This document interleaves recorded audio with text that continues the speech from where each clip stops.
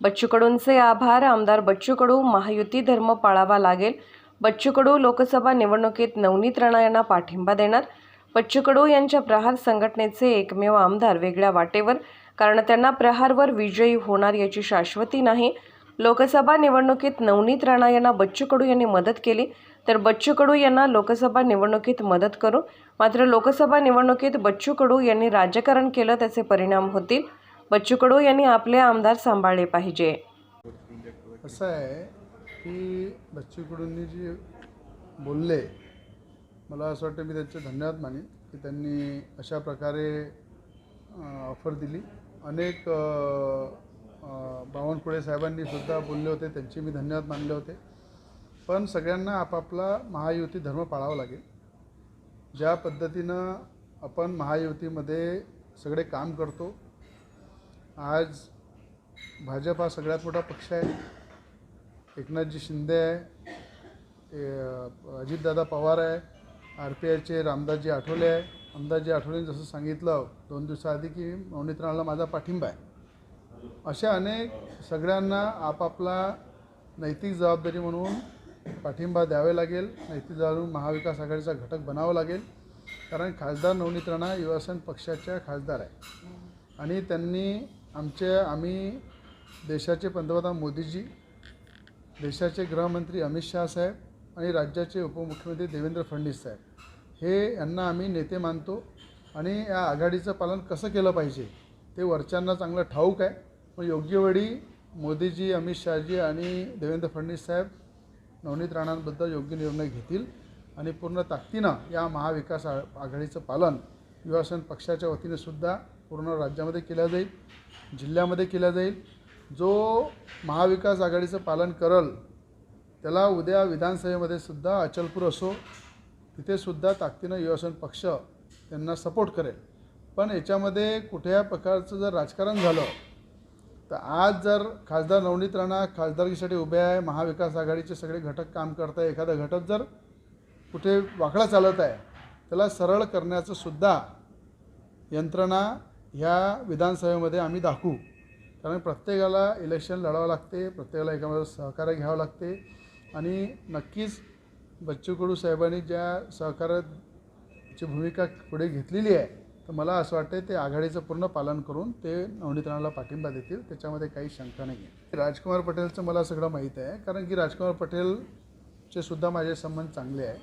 मागच्या वेळेस भाजप त्यांना देवेंद्र फडणवीस साहेबांना मी विनंती केली होती की राजकुमार पटेल यांना भाजपची सीट द्या, पण ते कुठे काही कारणात देऊ शकले नाही, काही राजकीय अडचणी आल्यामुळे देऊ शकले नाही. मग अचानक एक विनिंग कॅन्डिडेट होते राजकुमार पटेल, त्यांचं काम मेलघाटमध्ये चांगलं होतं, मेलघाटमध्ये ते एक चेहरा होते आमदारकीचा, तर त्यावेळेस अचानक ते उभे राहिले, एखाद्या पक्षाचा पाठिंबा घेतला, पक्षासोबत राहिले, तो वेगळा भाग आहे. पण आता त्यांच्या मनामध्ये इच्छा आहे की एकनाथजी शिंदे असो की देवेंद्र फडणवीस सोबत असो यांच्यासोबत पक्षामध्ये जायचं आणि स्वतः तिथे उमेदवारी घ्यायची, अशा प्रकारे त्यांची भावना आहे. म्हणून प्रत्येकाने आपापल्या सीटा, आपापल्या जागा सांभाळल्या पाहिजे. उद्या आपल्यासोबतचा एखादा व्यक्ती जुळला आहे, तो जर दुसऱ्या पक्षामध्ये जात असेल तर त्याला शाश्वती नाही आहे की मी या पक्षावर निवडून येईल की नाही येईल. म्हणून आपला जर आपण युती धर्म पाळला तर आपण आपापल्या जागेवर मजबूत राहू शकतो. हे सगळ्यांनी घटक पक्षांनी, महाविकास आघाडीने खऱ्या अर्थानं हे महायुतीने समजायला पाहिजे. म्हणून आज बच्चू कडूंचा पाठिंबा नवनीत राणा राहील असं मी ग्राह्य पकडतो, तर त्यांनी पण ग्राह्य पकडायला पाहिजे की अचलपूरमध्ये त्यांनासुद्धा आमचा पाठिंबा राहील. नक्कीच, कारण की अटल बिहारी वाजपेयीजी असू द्या, अडवाणीजी असू द्या, हिंदू हृदय सम्राट बाळासाहेब ठाकरे असू द्या, यांची जी घनिष्ठा होती, संबंध होते, एक विचार होते. अनेकदा बाळासाहेब ठाकरे अटलजीबद्दल बोलत होते, त्यांची तारीफ करत होते, अडवाणीजीबद्दल तारीफ करत होते, अटलजी बाळासाहेबाबद्दल तारीफ करत होते, अनेक व्हिडिओ त्यांचे असतील.